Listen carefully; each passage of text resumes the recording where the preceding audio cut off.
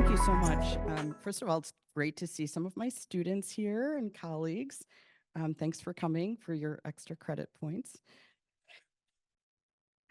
So let me just start. I think you all know who I am. Susan Page. I'm a professor of practice at the Ford School of Public Policy and a professor from practice at Michigan Law School. And I'm the director of the Weiser Diplomacy Center at the Ford School. I would like to actually have everyone introduce themselves because we have former elections, county clerks, administrators, and I think it's easier if you just say a line or two about yourselves.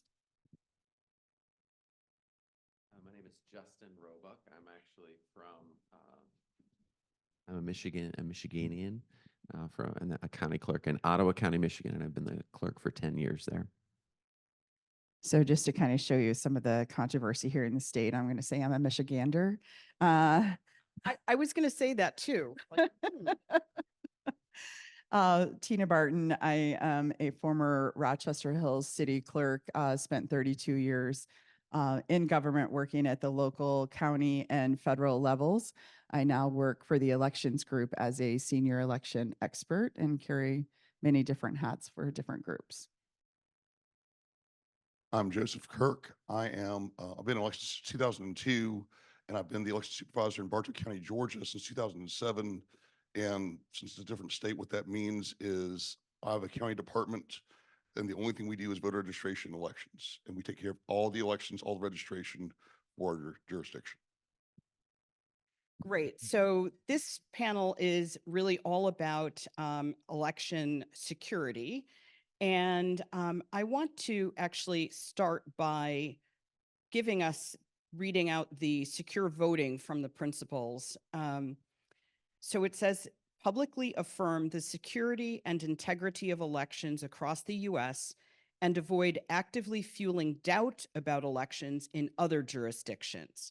Support transparency and public outreach to reassure voters of election integrity. Okay, so let's get started. There are a lot of issues with election administration systems, as we've said many, many times, even just from last night to this morning, the number of different systems that we have, all these different counties in every state, all 50 states, jurisdictions overseas, territories, all voting, and all are different. Not all different from each other, but they're different.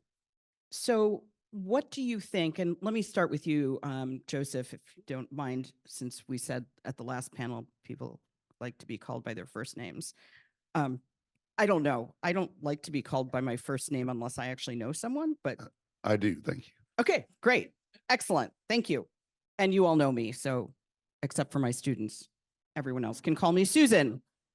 The rest of you can call me Ambassador, but you all can call me Susan. So let me start with you, Joseph.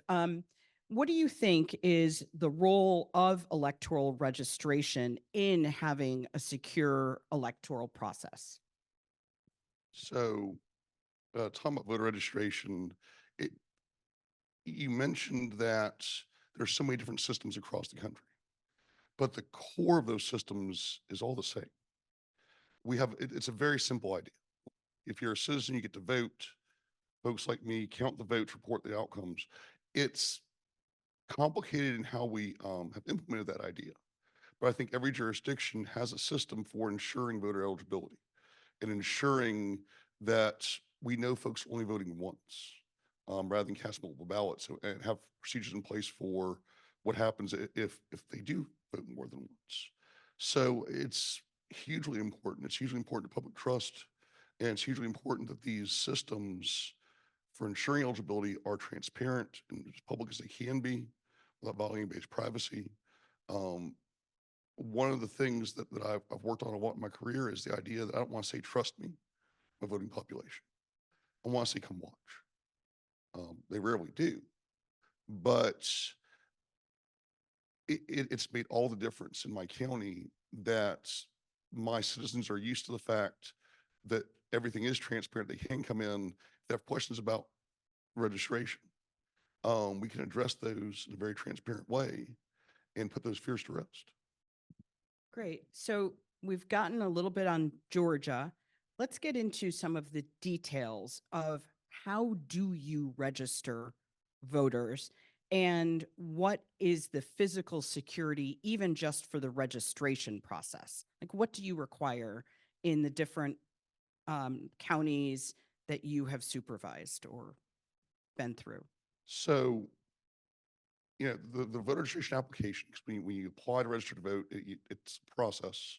We have to receive it, process it, verify eligibility, require certain information, your name, your residence address, driver's license number, social security number, and that's we verify that you exist as a person and that you are in fact a United States citizen. Um, but once we receive that application, while certain information is public, people in Georgia or anywhere can buy a voter list from Secretary of State's office with personal information redacted from it. That original application is private to you in my office. Nobody can come in and demand to see it without your written consent. So that we take that kind of information very seriously. We want to protect it because we need certain bits of personal information to verify, well, that you exist, but we don't want those getting out to the public. So let me move on to physical security of the ballots. And I'd like to add in here mail-in ballots, which became much more prominent during the height of COVID. Obviously, COVID still exists, but during the real height of COVID. And even though people have said, oh, we don't know if we can trust people to mail in their ballots, the drop boxes, where they're located, sending them through U.S. Postal Service. But a lot of people did vote by mail. What would you say, Tina, if you could go from there? How do you make sure that people have both access to those boxes or the U.S. Postal Service, and that they can safely and securely not only deposit their vote, but then that election officials get it and can secure it? Yeah, so absolutely. And we have some rules here in the state of Michigan that are kind of newer about ballot drop box security, how many ballot drop boxes are required based on population of how many the clerk should have, rules and looking at having secured, have cameras so that there's security on there. Also recognizing the fact I work with the Committee for Safe and Secure Elections, and understanding too that others might look at ballot drop boxes as a way to intimidate voters and that are coming to put their ballots in the drop box. I'd like to kind of flip the narrative on that for a little bit. Of ballot drop boxes are not this like bizarre idea. We have used the Postal Service for a long time in this country where we have dropped our mail into boxes and trusted them to deliver that to places.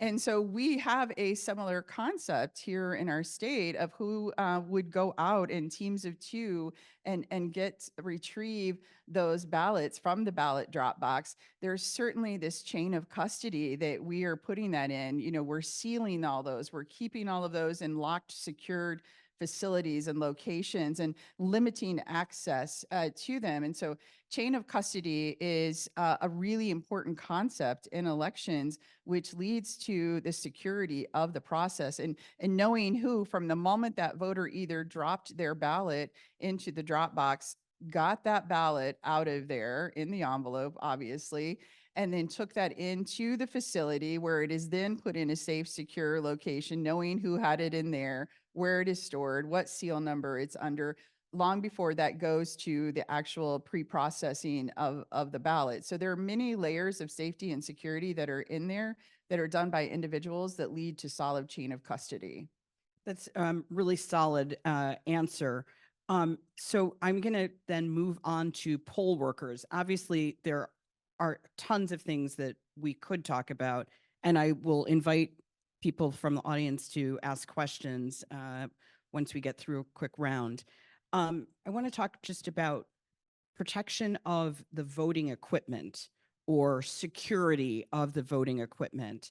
What would you say about how that is done as a county clerk?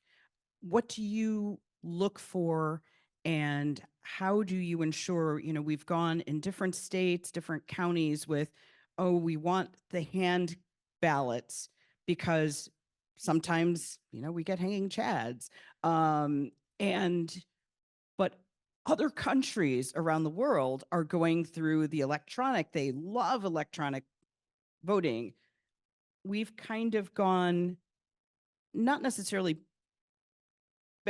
backwards, but we have all these issues now with the security of the voting machines, the processing, and the cyber issues. So I'll let each of you also answer cyber, but what would you say, Justin, to how we go about that? Well, yeah, I think this is a question that I answer a lot in my own community in terms of the accuracy and the integrity of the voting equipment itself.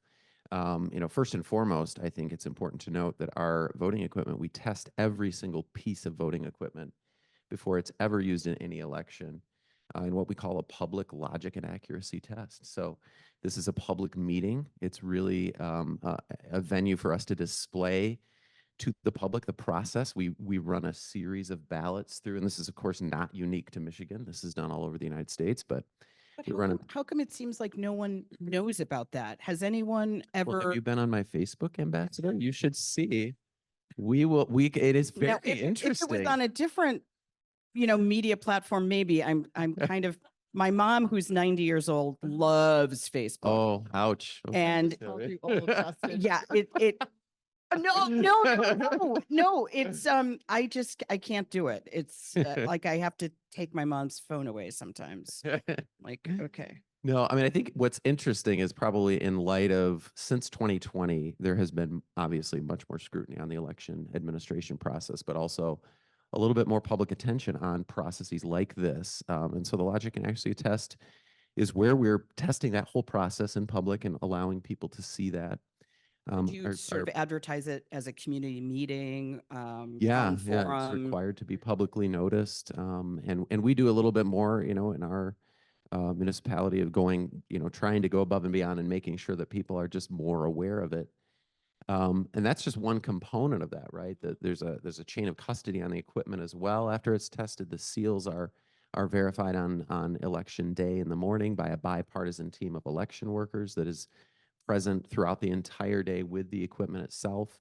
Once the totals are generated from the tabulator, the bipartisan team is signing off on those totals. Those totals are verified following the election, of course, by independent and bipartisan teams as the certification process begins. We want to make sure we have the correct number of ballots that matches exactly to the number of voters. And in post-election audits, they're required by Michigan's Constitution now. And we're seeing post-election audits across the United States as well. And these are also public forums where we are gathering. And part of Michigan's 77-point checklist in a public audit is a verification, hand count verification of the ballots that came from the tabulator. We also have recounts that verify the accuracy of our elections as well in the voting machines. But I think one of the challenges we have with hand counting, and I talk about this a lot with our constituents as well. I mean, we have an election in 54 days, and my ballot is large. I mean, we have 75 or 80 different candidates on this ballot, multiple different offices. Michigan, of course, elects our Board of State Education, our University of Michigan Regents, and we have straight party voting rules in the state of Michigan, which are also now mandated in our Constitution, where you can vote for a straight party, but then you can go down ballot and vote for another candidate. We have an open closed primary system where you can't vote in both parties.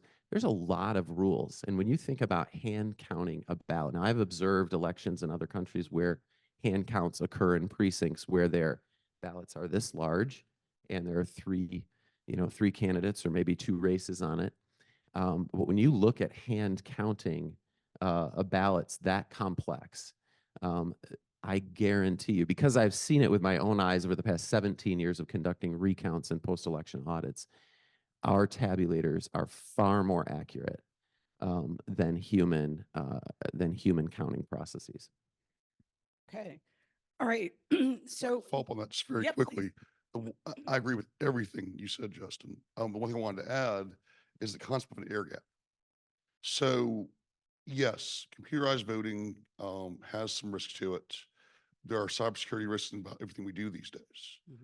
The difference is our systems are not connected to the internet in any way. And the X-Men are not real. You cannot sit in my parking lot and think really hard and hack a voting machine inside. It would take physical access to that to get in and do anything to it, which makes security of voting systems very simple.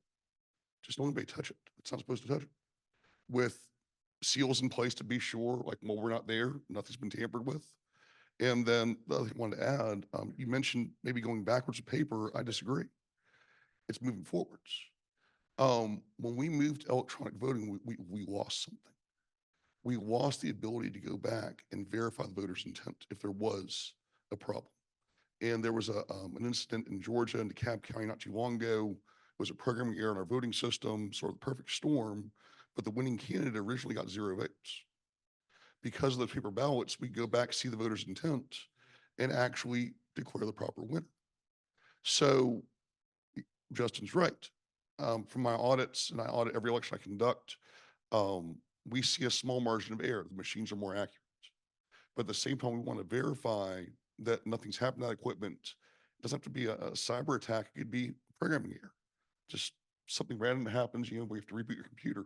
And we want to confirm the results through the paper and have that additional safeguard to our elections. yeah. So, no, go ahead. I was just going to say, and I think it's important to note that as Mr. Ford brought up last night, 95% of the United States votes on paper ballots, including every swing state. So we do have those paper receipts. Yeah, no, the reason I said one could argue well, I didn't say one could argue, but going backwards towards the paper ballots when so many other states as a nations are going to the electronic voting as if that is the way forward. So it's interesting because they're also trying to order that equipment from places like the US that they think is a better system. So it's not necessarily that it is going backwards, but I think that is the issue with technology, that it does help us do some things, but some things we really want to be able to have that written record. So much what we do is a balance, balancing security, accessibility, and things like that. And it's hard to balance everything sometimes, but I think we're in pretty good job striking the balance these days. Yeah, I think the security, accessibility, and verifiability is something that's that, added layer that to me shores up the security side of it. And I think that's really critical too. And that's something that we're doing in these consistent audits. I think we're auditing more than we've ever audited in this country. And I think that that's a good thing, right? We're showing the proof, like you said, the receipts that we have those. These are the paper ballots that we can go back to. We can verify that, yes, 100 voters walked through that door, 100 votes were tabulated. And so I think that that's really critical that we have that verifiability, especially in a society that is not trusting the system right now. So we talk about cyber threats and threats to our election integrity, allegedly by, Iran, Russia, et cetera. Well, you've just said, Joseph, that, for instance, that can't happen in the actual machines. So how are they swaying voters with the cyber threat Well, attacks? I don't know how to call that. Few different thoughts here. One, our voting system is offline. Our voter registration system is online. And Offline or online? online. Online. I know Georgia says there has to be connectivity across the state under certain federal laws to ensure people aren't registered more than once. We can move the records and for so many things that we have to do. And I think the easier way to try to do something cyber related to an election these days is not to affect the votes, but to affect who's eligible to vote or affect the websites that display the results. Because if you're not aware, just because you see the results online, that's not the actual results. That's a copy of the results. But the election results are a tangible thing that exist physically in my office that are eventually transferred under seal to the Secretary of State's office. And if anybody was to say, form an attack on election night reporting system or mine, I'd turn it off, take the link down and put a PDF up. But the lack of confidence would already have happened because folks don't understand that nuance. The other thing to mention is there's a lot that goes into this, and we're only touching the tip of the iceberg here. People don't understand what I do for a living. It's easy to make very broad, very general statements that are easy for them to believe that sow that distrust that impacts how they want to vote, if they want to vote, who they want to vote for, especially with social media and algorithms and the advent of AI now and so many things. In my mind, it's easier to hack the people than to hack the election. I want to point out too, after 2016, there was a lot of discussion about Russia and, infiltrating the systems. And in 2017, in January, they declared elections critical infrastructure. And I really want to hammer home the point that was made by the last panel of we have to fund our elections better. And that money has to trickle down to the very lowest source, which here in Michigan are the cities and townships who run the elections. We're decentralized here. That means that the clerk up in the UP, that she is the only employee or he is the only employee in the office, has just as much accessibility to cyber-related tools and can afford to secure their system. Because they're sharing the same database as an Ottawa County who might have a lot more money to spend on cyber security. So we have to recognize this is critical infrastructure. We have to fund it as critical infrastructure and recognize that this is not just a state issue where we need to be securing this from cyber attacks. This money needs to trickle down and it needs to be funded enough that it hits at the very lowest level, who are actually the people that are probably the ones administering the elections. Yeah, and Justin, would you give us a comment? How do you look at the cyber threats, whether it's AI or anything else? And especially for all of you, when you are actually talking to, I mean, they're not your constituents in the electoral sense, but your residents, your fellow neighbors. Yeah, it's a great question. And I think, I agree with much of what Joseph said, because I think ultimately our system, and what I remind our voters too, is that our system itself is segregated from the internet. We have a lot of protocols and a lot of security around the way that we program our ballots. We do it in-house under, in a locked room with very limited access. We have multi-factor authentication on our equipment that does the programming itself. It's all air-gapped from the internet, and it's kept as a separate source.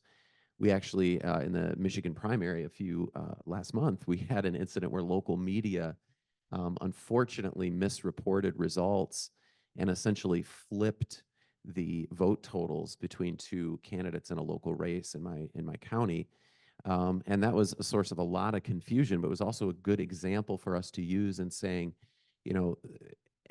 media is not the source. It's not neutral, right? Sometimes, but media is not the source. And even our website, as Joseph said, is only a copy of those results. Those results are always unofficial until they are certified and they go through a certification process by our board of county canvassers and so forth. But I also think that there are other elements of, cybersecurity that we need to be thinking about beyond that are controlling our politics, right? I mean, I think there's sort of separating the threat between campaign-related threats and actual threat to the system itself. And it's really important to know that we are segregated as a system. I mean, if the internet crashed, we would still have an election on election day, and it would work. And I think that's important for our voters to know. I think AI can also, while I think it has a lot of positive ways that it can be used, I think even beyond like the cyber threat of it, My concern in this realm, and I think of what I hear from election officials across the country, is how AI might be used to cause disruption and mis and disinformation, particularly maybe even targeting communities where English is a second language or their accessibility is challenged. And so I think that we also have to look at AI and all the cyber issues that might take place, but also how does that cause disruption that might actually be just as damaging to our process as a cyber attack would, and recognizing that there's potential for that, and we have to be good stewards and making sure that we're also that MFA, but we're looking for that information when it's mis and disinformation or meant to suppress a vote in certain areas or to drive people to another location, that we're correcting those records as soon as we can to make sure that voters have the good information in their hands. And that's a partnership that we need from lots of people. There is no clerk in this country, whether at a county or a local level, that can do that job on their own. So partnerships with even groups that are in this room to help us tackle that when we see that, or maybe put out some good information or communication, will be critical as we go into November. Such a good point. One of my favorite things about working elections is the community. You know, none of us are in this alone. We're all supporting each other. And it's just really a beautiful thing. And I appreciate everyone in this room's help in that community. But getting back to your question about how I address this to my citizens, I'm from North Georgia. I have citizens with concerns about the voting process, specifically the voting system we choose to use from Dominion. And I end up asking them a series of questions. You know, did you go and vote in person? Usually, yes. Cool. So you went in, and in our system, they go in, they mark their ballot. When after they're checked in, they mark their ballot on a touchscreen, and then their ballot prints off of a printer. So you marked your ballot, yes. You printed your ballot. Well, of course, did you look at it? Well, yeah. Okay. Did you see the names you wanted to see? Yes. Okay. And then you went over and you scanned it to their scanner. Mhm. Okay, so what happened after you scanned it was it dropped into a sealed box. And at the end of the day, in front of any observers there, my employees took those ballots out of that box, put it into another sealed container, which was transported back to my office to secure ballot room. And it was stayed under seal until the eventual audit after the election, where we confirmed that it was tabulated properly. So my question becomes, I'm curious from the citizen perspective, how a piece of paper left a sealed container, traveled across a fiber optic line across the ocean, was changed by another country, traveled back, and then came back in that sealed container without ever breaking the seal. And I realize it's a silly question, but it puts it in perspective. And that's normally where that conversation stops. So that's a great way to segue into my final question before I open it up, which is that people today, some people today are saying, yes, but that's exactly what happened. I mean, the things that they actually saw with their own eyes, they are saying that did not occur. And so how do we, we all saw January 6th. We can have different interpretations, but we saw violence. We saw it with our own eyes, whether it was on TV or people who were actually in the room, in the chamber.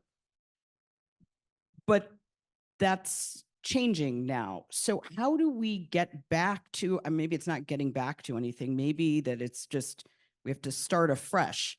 We don't really have a very good system of civic education. Our elections are very complicated. We've already said that, but people don't know even what these processes are. So it sounds great that, yes, it goes from this sealed, locked container and it is under watch and key at all times before it goes to the next place. But if we don't even know how it works, and then people just talk vaguely about democracy, well, what does that mean? Great. Yeah, I'd love to take that. Number one, we always had an elder bishop at our church that would always say, a man with an experience is never at the mercy of a man with an argument. And so, I mean, part of that for me is get engaged in the process. You should be a part of the process. If you think that there is fraud in your precinct, if you are the individual who is there working at that precinct, which is the most bipartisan thing we ever do in this country. I mean, can you believe thousands of election workers come together from different parties and everybody agrees at the end of the night what happened in their precinct and they sign off on documents together? I mean, it is this bipartisan effort that is done. And I'll never forget, there was a gentleman who came into my office when I was a city clerk in Rochester Hills in 2020. He was very angry, had lots of questions. And so I would never allow someone to leave my office without an application. We would love to have you work at the precinct. Please do. And I mean, we're short of poll workers. Every election official I know needs more poll workers. So, so what a great way to learn and give back to your community. So he came through the training, and after the training session, he came up to me and he said, "Miss Barton, I can no longer work the election." And so I said, I'm thinking, why? And he said, "I am scared to death I'm going to make a mistake." He said, "I had no idea they had to do so many things and check so many numbers and sign so many papers and look at all of these seals and make sure they were in all the right places."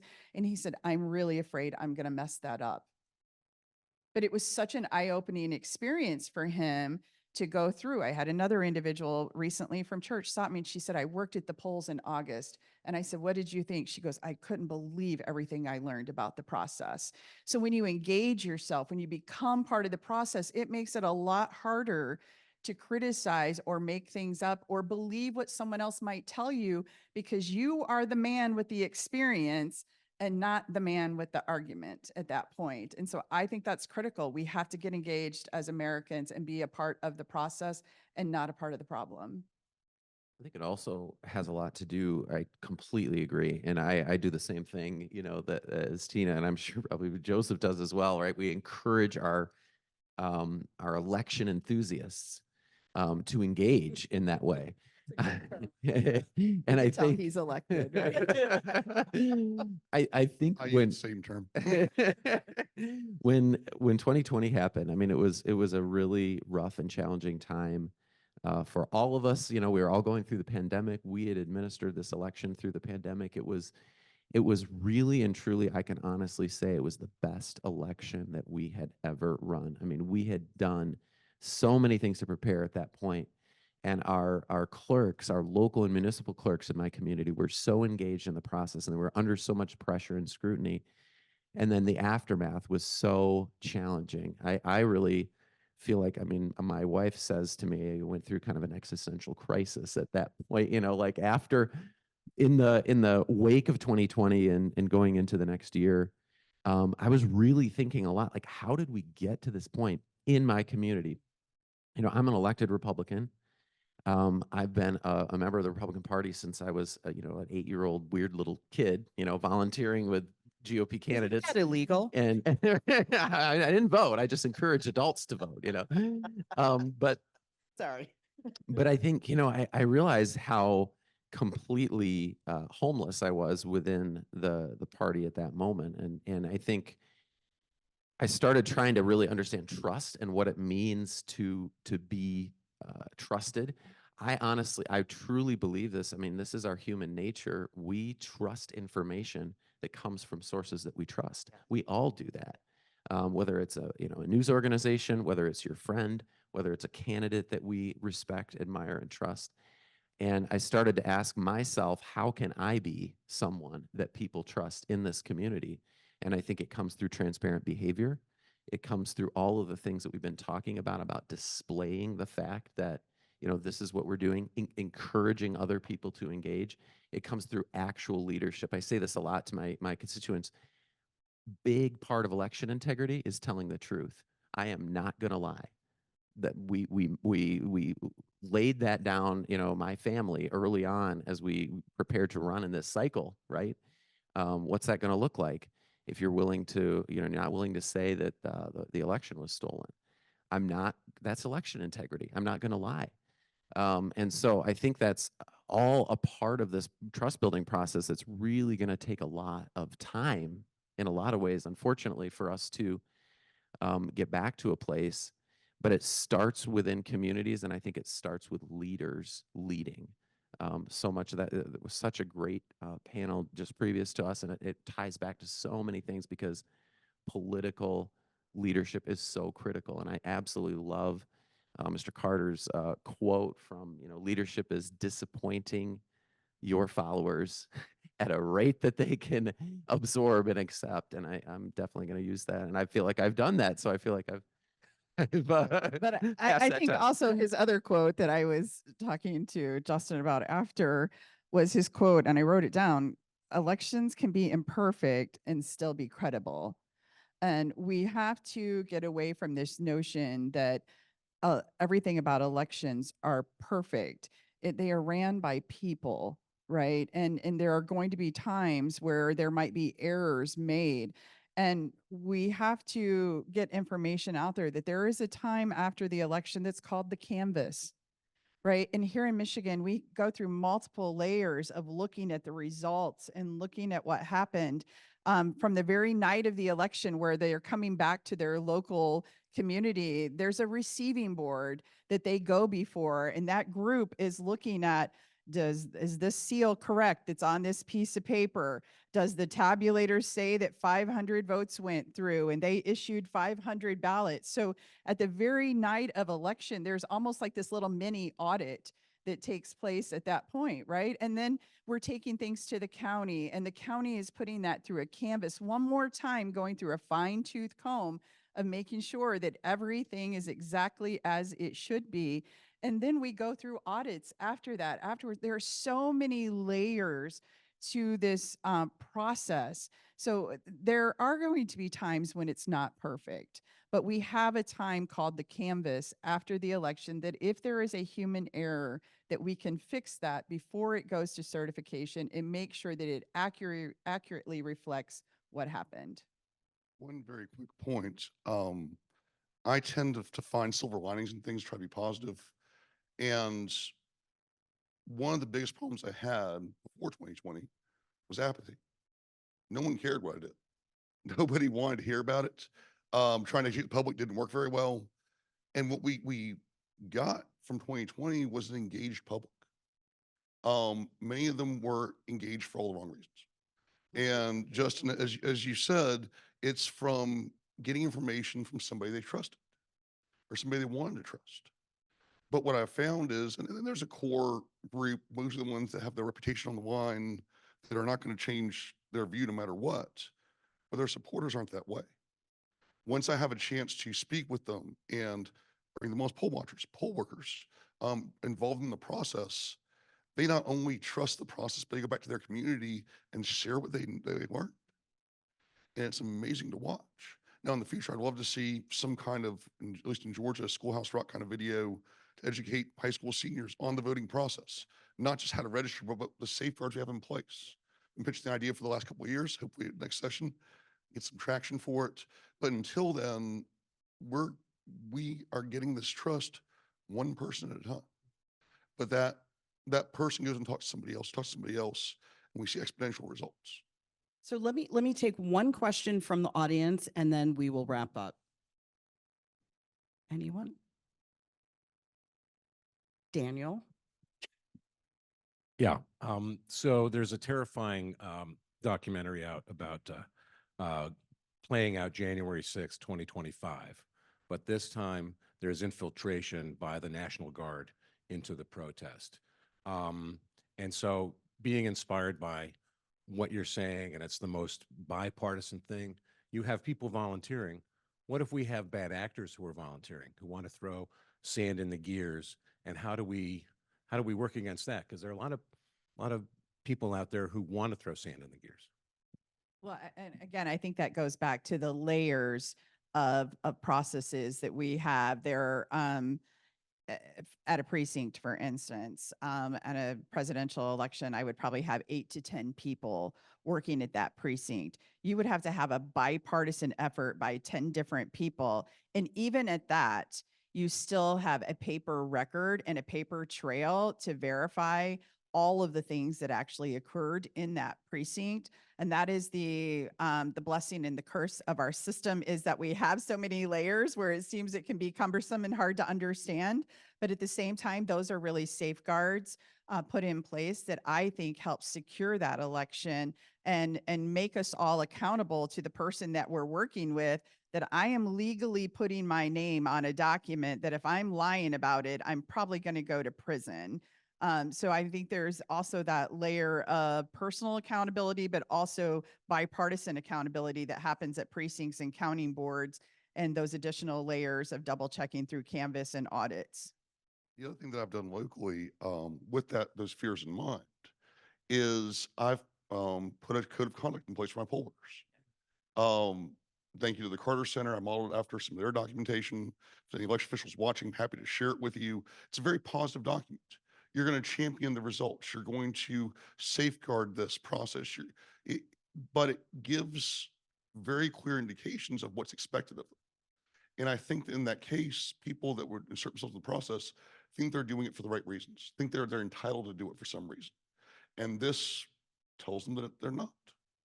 And I don't know for sure that's the reason some folks have dropped out from previous elections, but there have been a few that I suspected probably, they came to a training session, they saw that document. What I normally say, I can't force you to sign it, but if you choose not to, I'd love to talk to you about why. And I've never had that conversation.